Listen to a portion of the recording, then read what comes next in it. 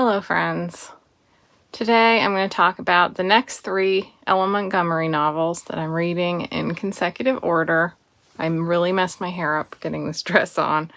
First, let me show off. I told you that I was going to film one of these videos in an actual period dress, and this is the dress. It's a little hard to fully film, but as you can see, it has this like button detail that kind of pops out here, trails down to a velvet waistline. The sleeves also have the button detail, and then there's like a 3/4 sleeve, and then you have the lace with a little velvet edging. And then when you look at the skirt,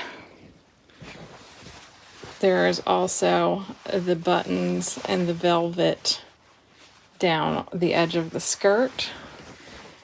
It fits kind of blousy in the chest because at this time in history, you would have had like some ruffly corset cover or something under here that would have given you a little uplift in the bosom that I don't have.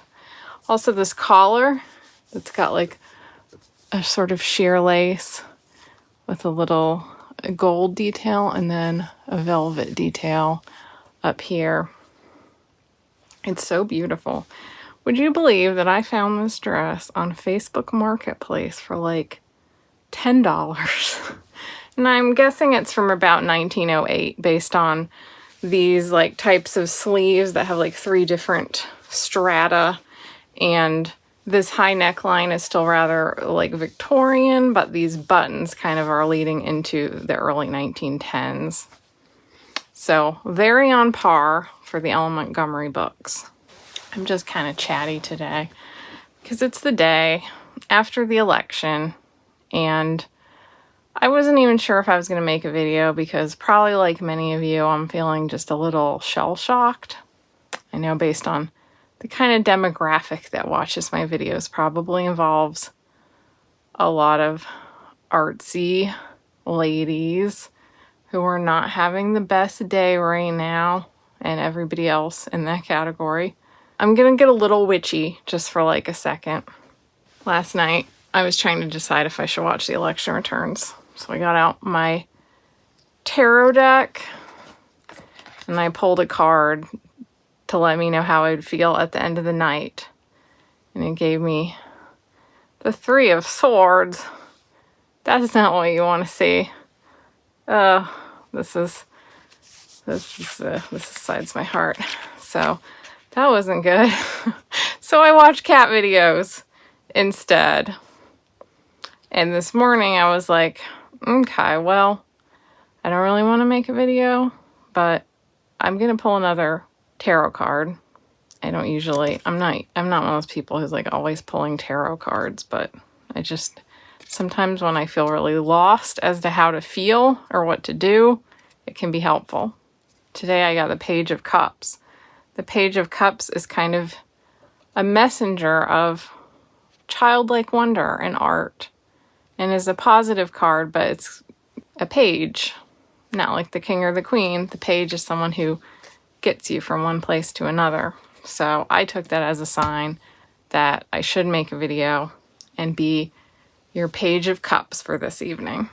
I've been reading the Ella Montgomery books. Obviously, I felt very behind in my goal to read them all in 100 days because of the hurricane. And you know what? Now that you've gotten to see this dress, I'm going to pause a minute and take it off because it's like just to add to the apocalyptic vibes. It's about 80 degrees in November. It is the hottest day on record here by a lot. And I'm getting very sweaty, and I don't want to sweat on my genuine dress from 1908, so I'm going to change. So when I was putting that dress on, it has all these little hooks and eyes down the back, and I wasn't thinking about what it was going to do to my braids when I pulled it over my head, so I was basically like trapped in it with all these hooks and eyes caught in my braids, and then I had to wrestle it off again and like pry out the hooks and eyes and like do this with my braids like this and like then put it back on again. I don't have a lady's maid. Anyway, so I've been reading all of Ella Montgomery's books in order, and this past month I got through The Golden Road, Anne of the Island, and Anne's House of Dreams. I last read these books probably about 25 years ago, so I had very little memory of them. Ella Montgomery started writing The Golden Road right before her first baby was born and finished it shortly after he was born, of which she said, "Today I finished my new book, The Golden Road, a second volume to The Story Girl. I have not enjoyed writing it. I have been too hurried and stinted for time. I have had to write it at high pressure, all the time nervously expecting some interruption. Under such circumstances, there is very little pleasure in writing. Nevertheless, the book is done and may be quite as good as those written more pleasantly.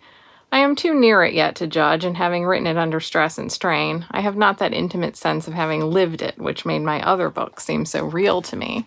It came out in September, and she said, "Some readers and critics think The Golden Road is the best since Anne. I rather like it myself now that I have got far enough away from the turmoil of writing it, the odor of its brewing. It is simply a continuation of The Story Girl and ends that series. There is not a great deal of real life in it."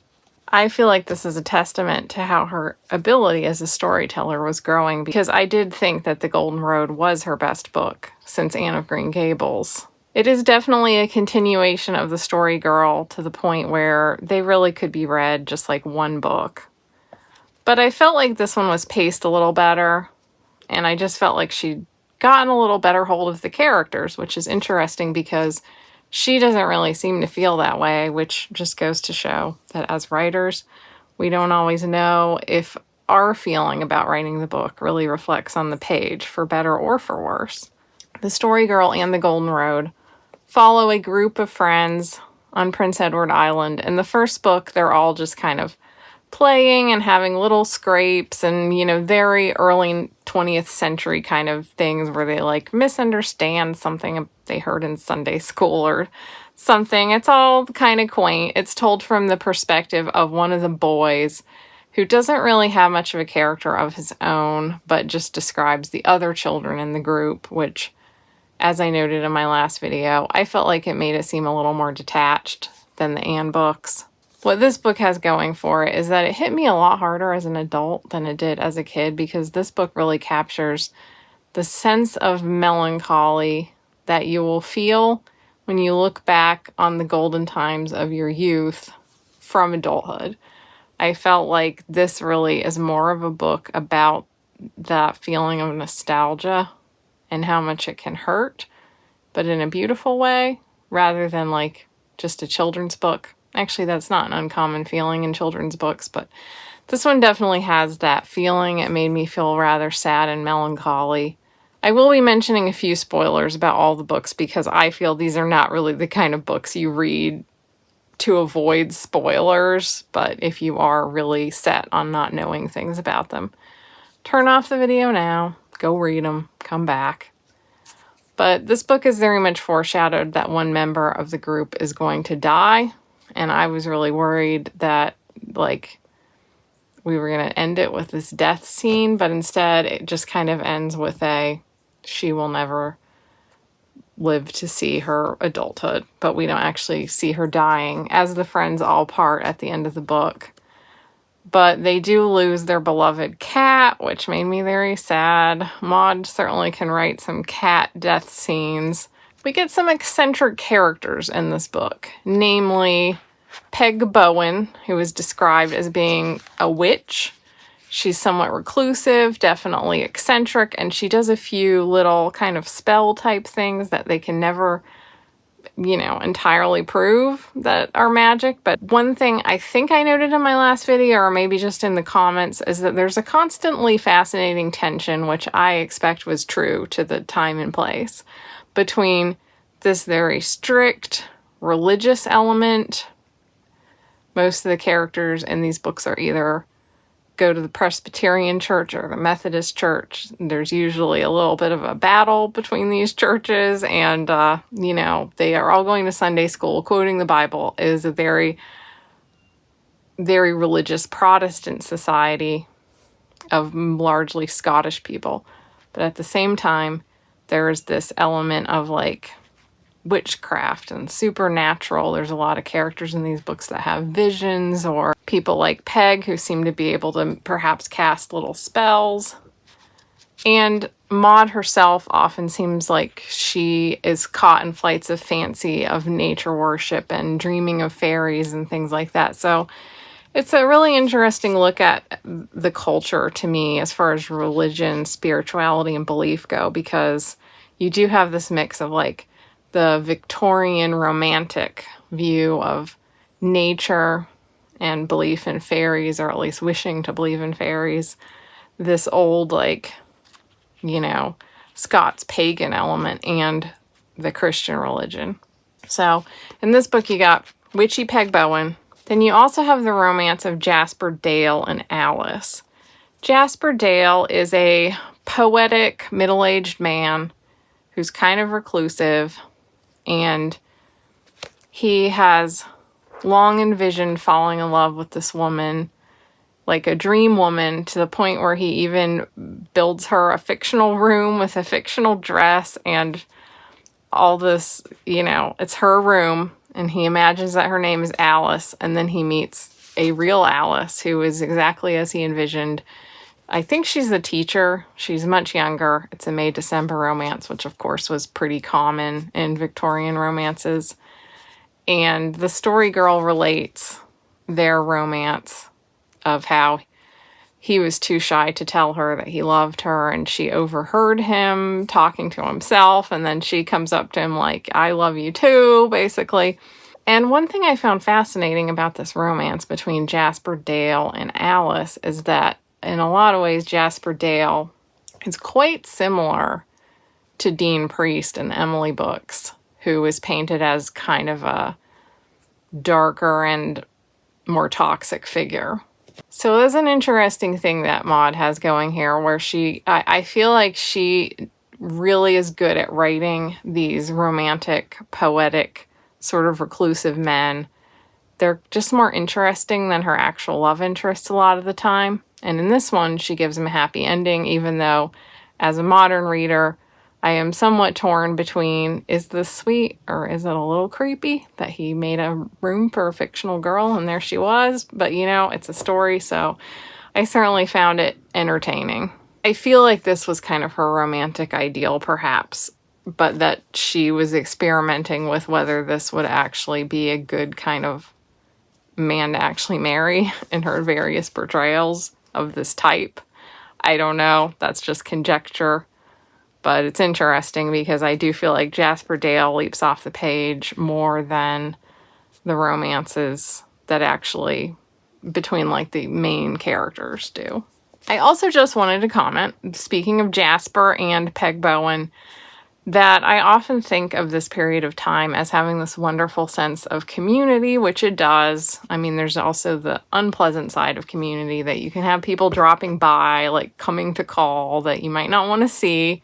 But every one of these books also seems to have like this reclusive person who does not associate with the rest of society. So I realized that even though I think of this as a time when like everyone in the community supported each other, there are actually still like sort of introverts who don't mesh well with the community and probably don't always get as much support from the community as a result, because they're sort of just forgotten and not associating with the rest of the people very much. So introvert problems are eternal.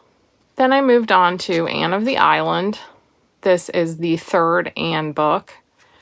When I read Anne of Avonlea, I really wanted to see more of her romance with Gilbert, of which there's almost none in book 2. So in this book, we finally got some more Anne and Gilbert.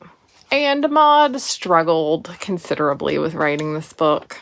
She started working on it in September of 1913, and she said, I began work on a third Anne book. I did not want to do it. I have fought against it.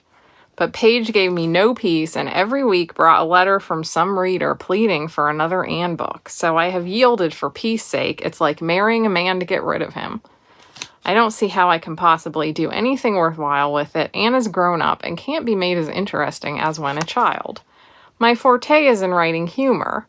Only childhood and elderly people can be treated humorously in books.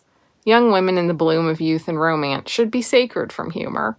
It is the time of sentiment, and I am not good at depicting sentiment. I can't do it well. Yet there must be sentiment in this book. I must at least engage Anne, for I'll never be given any rest until I do. So it's rather a hopeless prospect, and I feel as if I were going to waste all the time I shall put on the book. I might be doing something so much more worthwhile. In April of 1914, she says that she has actually been spending this whole time just blocking out the chapters, and now has begun to properly write it. Beginning a story is always a hard thing for me to do. I feel as if it were half done once it has really begun, and I never feel satisfied with my beginnings. In especial, my beginning today seemed horribly flat. My pen dragged. I find it very hard nowadays with all my manifold duties and interruptions to get into the mood for writing. I seem to feel an undercurrent of hurry that spoils my work and my pleasure in it. I can't believe this third Anne book will be any good. I have no faith in it. It seems going backward to try and write it. I feel as if Anne and all pertaining to her had long been left behind. She finished it in November. At the time it was called Anne of Redmond. Never did I write a book under greater stress. All last winter and spring I was physically wretched, and all this fall I've been racked with worry over the war and tortured with grief over the loss of my baby. From a literary point of view, I don't think much of it. Yeah, there is some fairly good material in it. But I cannot write of sentimental college girls. Anyhow, it is done. Praise the 9 gods. Later, she does note, that her publisher changed it to Anne of the Island against her wishes.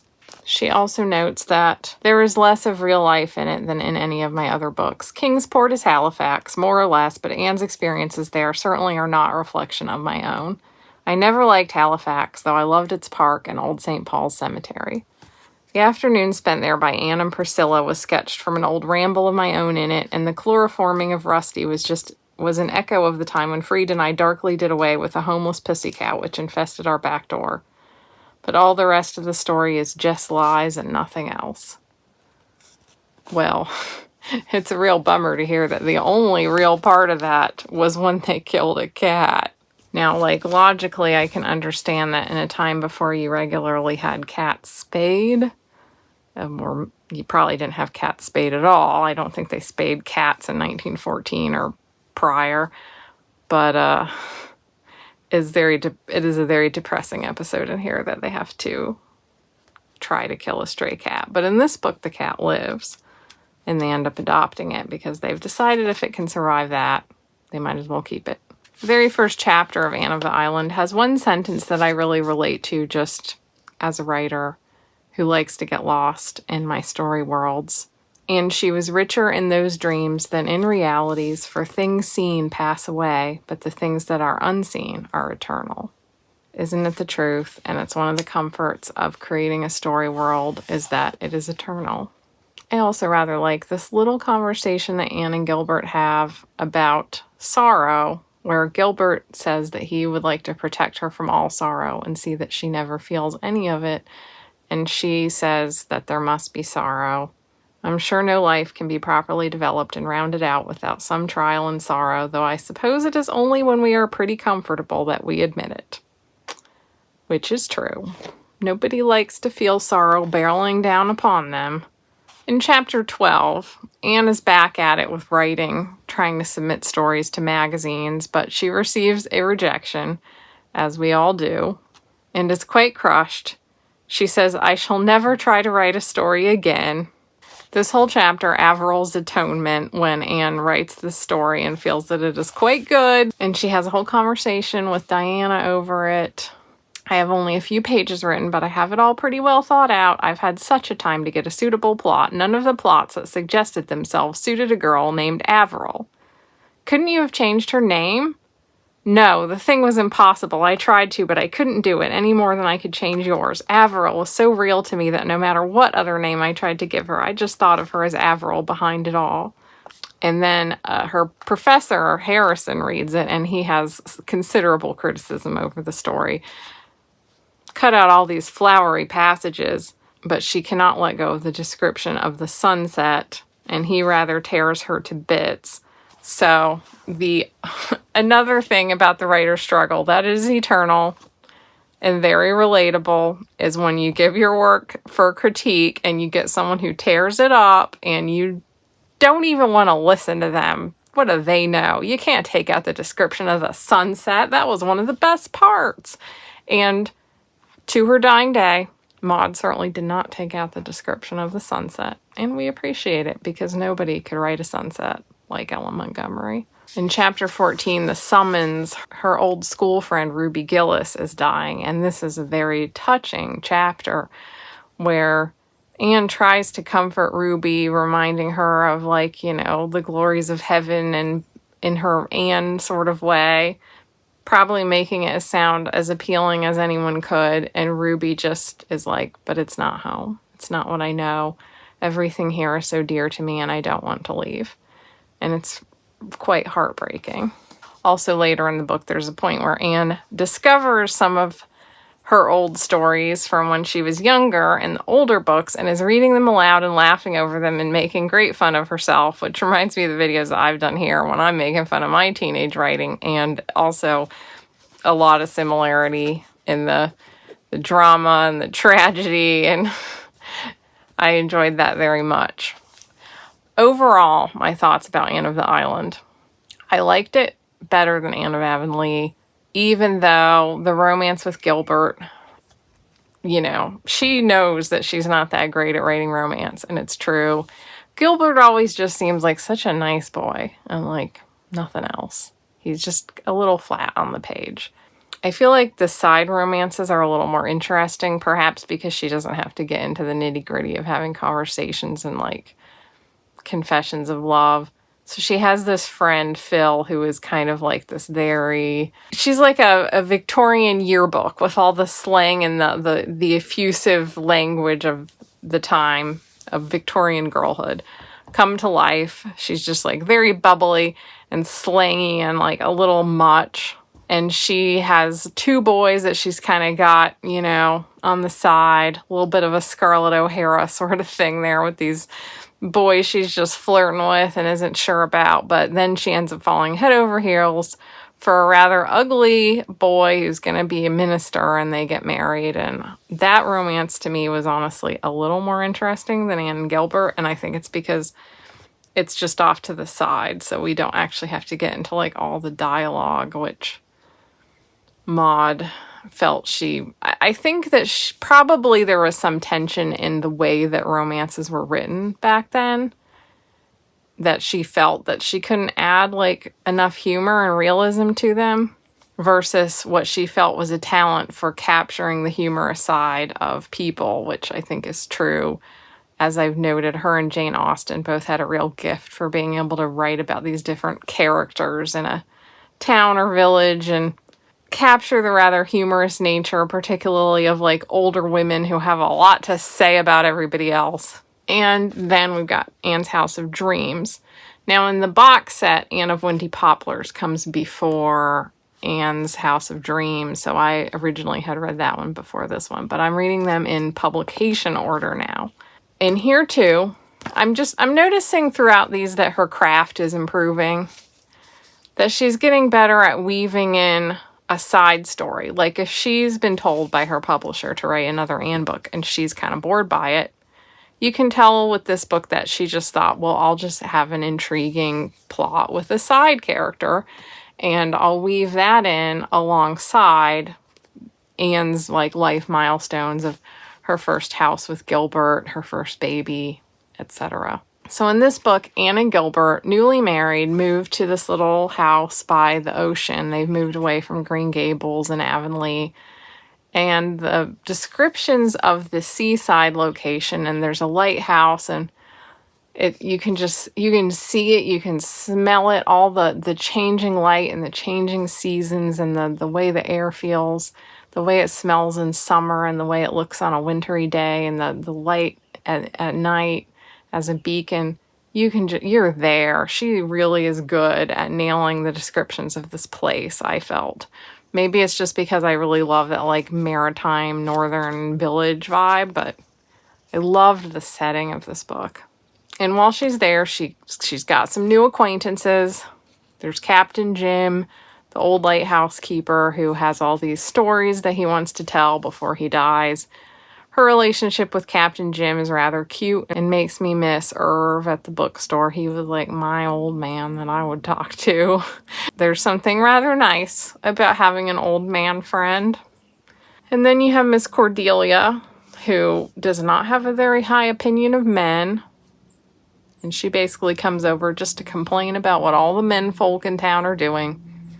And then you have Leslie Moore. Leslie Moore's story is kind of a reminder of how limited the lives of women were at this point, because her story is tragic and also feels like it probably wouldn't happen like this nowadays. But Leslie was forced into a marriage with a man who turned out to be a drunkard and a terrible husband, and he went away to sea, didn't come back, hadn't heard from him, and then somebody found him in, like, drunk and basically he'd had, like, a brain injury from being hit on the head and didn't remember who he was and, like, kind of had, like, the mind of a child. So, but they were still like, that's him, that's her husband. So they bring this guy back and she's now, like, his caretaker. He doesn't really remember her. She likes him a little better because at least he's not a drunkard. Now he's just kind of like a big child. But she's stuck with him, and she's just the saddest person because, you know, Anne and Gilbert are both like, wow, she's so beautiful and lively and amazing. She could have really been something. Instead, she's stuck here on this nowhere island, taking care of this guy. And then this writer guy comes to town and falls in love with her, and she with him. It's never a consideration that she could leave this guy. Gilbert briefly suggests perhaps she could leave him, and Anne says, Leslie would never do that, Gilbert. Her sense of duty is very strong. She told me once that her grandmother West always impressed upon her the fact that when she assumed any responsibility, she must never shirk it, no matter what the consequences might be. That is one of her cardinal rules. I suppose it's very old-fashioned. And Gilbert says, you know you don't think it old-fashioned. You know you have the very same idea of the sacredness of assumed responsibilities yourself. And you are right. Shirking responsibilities is the curse of our modern life, the secret of all the unrest and discontent that is seething in the world. And I'm a little like, is it? Is it? Maybe Maud was writing this to comfort herself about all the people in life that she ended up taking care of for a while, because I kind of feel like if your mom kind of forced you into a marriage with a drunkard and then he was injured in a bar fight and you fell in love with a guy for real and this guy doesn't even really know who you are, girl. Earlier in the book, they complain briefly about the telephone and how it takes the charm out of modern life. One of many anecdotes just to note that the dislike of modern technology is eternal. I really like the rather haunting chapter 13, A Ghostly Night. It just has such a good atmosphere. And I found it interesting when Anne says, do you know, Captain Jim, I never like walking with a lantern. I have always the strangest feeling that just outside the circle of light, just over its edge in the darkness, I am surrounded by a ring of furtive, sinister things watching me from the shadows with hostile eyes. I've had that feeling from childhood. What is the reason? I never feel like that when I'm really in the darkness. When it is close all around me, I'm not the least frightened. I've something of that feeling myself, admitted Captain Jim. I reckon when the darkness is close to us, it is a friend, but when we sort of push it away from us, divorce ourselves from it, so to speak, with lantern light, it becomes an enemy. I just like that little exchange. I don't know why. I thought it was interesting because, like, nowadays, when I was a kid, I used to walk around outside our property a lot at night. Like, we'd be playing often when my parents would have like a bonfire for like a party and all the kids would be playing out in the darkness somewhere. And I remember that feeling of your eyes adjusting to just the light of the moon and stars and how everything would suddenly start to come alive and become rather magical. And as an adult, I almost never experienced that anymore. That I always feel like I gotta have my cell phone light on, like if I go outside at night. So I guess it gave me a little bit of a nostalgic feeling for back when the darkness was a friend, and perhaps I should allow it to be a friend now and then. Also in this book, Anne has her first 2 pregnancies, of which the first one is a very dangerous one. It's kind of glossed over in the book, you know, as books would have been at this time.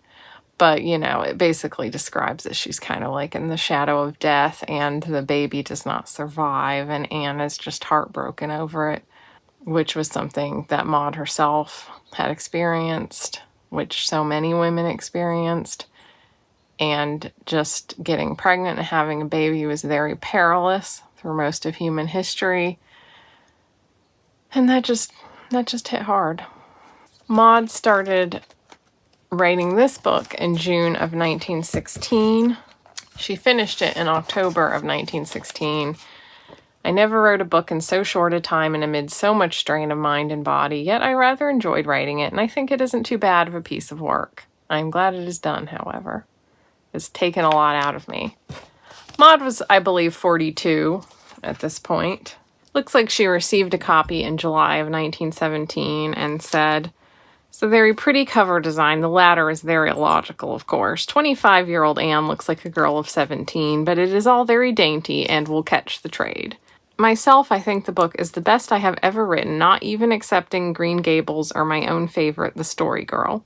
But will the dear public think so?" Which, speaking of covers, can I just say, I hate the cover that they gave Anne's House of Dreams. I feel like this isn't Anne.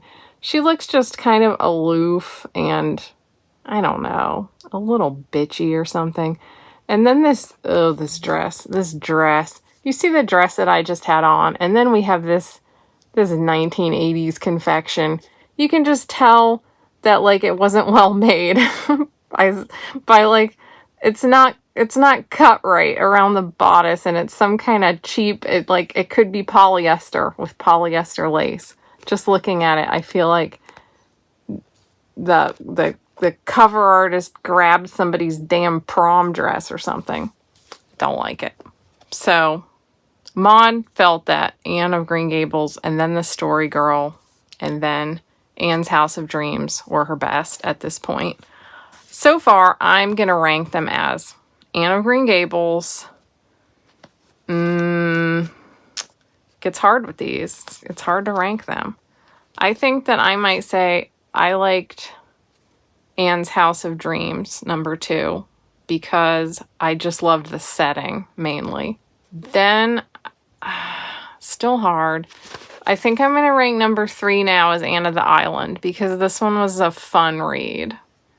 I liked their, like, college girl fun. It reminded me a little bit of the Betsy Tacy books, although I think those nail that a little more realistically, but that might be because they were written later when you didn't have to be quite as sentimental. And then I'm going to say The Golden Road is my number 4. After that, The Story Girl, Anne of Avonlea, and finally, Kilmeny of the Orchard. That's my current ranking. I've been rambling a lot in this video because I'm kind of just unfocused, and I'm thinking that some of you might just enjoy relaxing into a ramble. Hopefully you have a nice cup of tea or a half gallon of ice cream to shovel in your face, or a bottle of wine, whatever you need. I also wanted to show, because I was talking about Japanese incense in my video about getting ready for the Cozy Writing Challenge and having, like, certain smells for writing, and right after I made that video, I was thinking I was actually out of Japanese incense and I should order some. I've normally gotten it at the Raven and Crone shop in Asheville, and I would have loved to have gone back there and just picked it out off the shelf, but things have just kind of been so chaotic that I'm sorry I couldn't support the local business, but I just made an online order. And this time I ordered from Nippon Kodo, and I've only gotten one of these before. I've tried this Morning Star Lavender Incense before. I love the smell of lavender so much, so I reordered this one. It's just very calming. And I ordered this aloe wood one that was very highly rated, and I burned this one last night, and I did rather like it. It has a rather sacred kind of smell, I felt. Then I got this little collection of, like, tree flavored incense, and look at this cute little presentation. It comes in a little box with little, how Japanese is this? This is where they give you a little incense burner, and then you've got these little wee sticks in a tray. That's so cute. It was a little pricey though, so I don't know if I'll reorder it, but none of this stuff is like crazy expensive, but they were like 50 cents for short sticks. Then they gave me a free sample.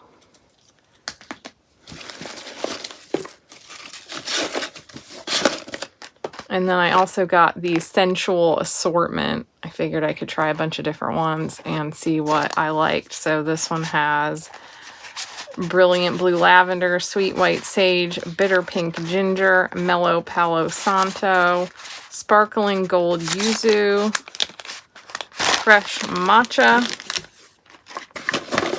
and calm hinoki mint.